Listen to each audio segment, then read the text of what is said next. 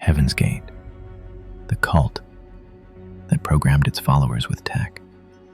In 1997, 39 people laid down in matching clothes, covered their faces, and quietly waited to die. No struggle, no chaos, just calm acceptance. They were part of Heaven's Gate, a cult that believed a spaceship hid behind a comet, and that suicide was the key to ascension. It sounds absurd, but the methods they used to isolate, manipulate, and program are still alive today.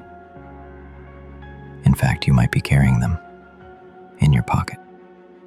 What was Heaven's Gate? Founded in the 1970s by Marshall Applewhite and Bonnie Nettles, Heaven's Gate mixed Christian mysticism, UFO lore, and apocalyptic thinking.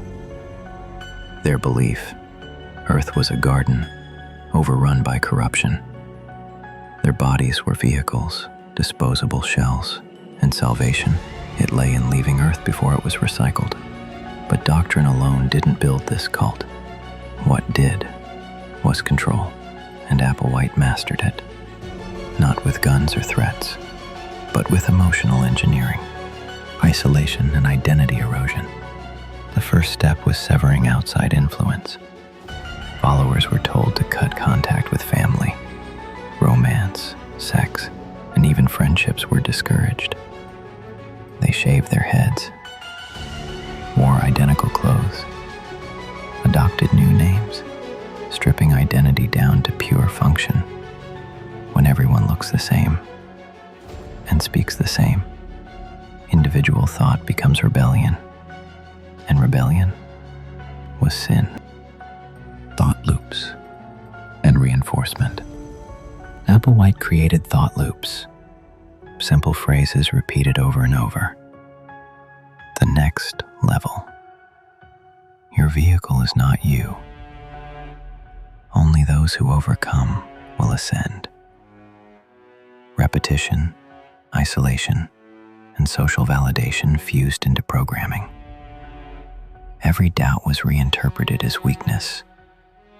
Every outside voice dismissed as Luciferian. This wasn't just belief. It was psychological scaffolding, rebuilt daily. Tech is a tool of control. Here's the part most people forget. Heaven's Gate used the internet, early and strategically. In the 1990s, they ran a web design company, Higher Source. They made money, built sites, controlled narrative. Their website still exists, a frozen digital shrine. But back then, it gave them something more dangerous: a global reach and an echo chamber with no dissent. Videos of Applewhite, calm, hypnotic, were mailed, streamed, shared. He looked like a teacher, a mentor, a prophet. He used media the way influencers do today. The difference? He led people to exit reality entirely. Why people followed. Heaven's Gate didn't attract weak people. Many were intelligent, disciplined, thoughtful. What they shared wasn't ignorance, it was disconnection. From family, from purpose, from self.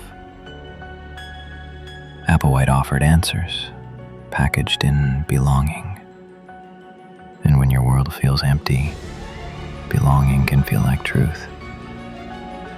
By the time the suicide plan was introduced, it didn't feel like death.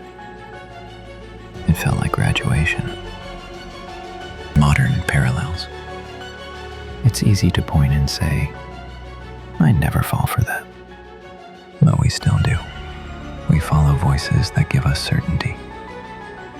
We echo ideas because they feel safe. We log into belief systems disguised as content. Heaven's Gate wasn't just a cult.